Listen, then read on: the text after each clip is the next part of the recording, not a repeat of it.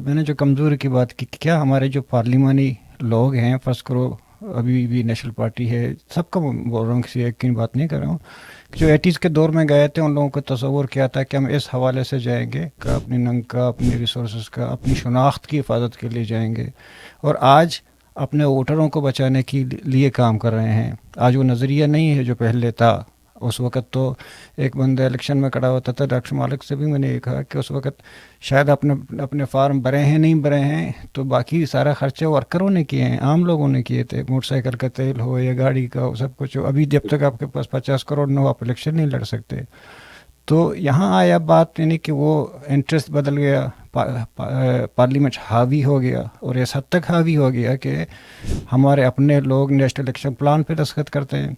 National election plan میں تو وہی ہے کہ جو ملٹری کورس میں ہیں، نیشنل الیکشن پلان تو وہی ہے کہ فوج جس کو چاہے اٹھائے اپنی حراست میں رکھ سکتا ہے۔ یہ تو اس میں بھی سگنیٹری ہیں۔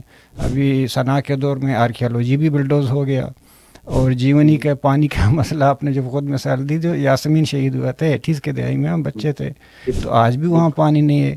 نہیں، اسمبلی میں سب کچھ کوئی چینج نہیں لایا، بلکہ نقصان نیگیٹو میں ہم گئے ہیں۔ تو اس کی میں سمجھتا ہوں کہ زیادہ ذمہ دار وہی لوگ ہیں کہ جو نظریہ کو ختم کر کے انڈیویجولی لوگوں کو خوش کرنے کے لیے لائے، کیونکہ لیڈر قوم کو خوش کرنے کے لیے نہیں، قوم کو کامیاب کرنے کے لیے کام کرتا ہے۔ ہم لوگ 5 سال تک کام کے لیے سوچتے ہیں، لیڈر کو 50 سال تک کا سوچنا چاہیے۔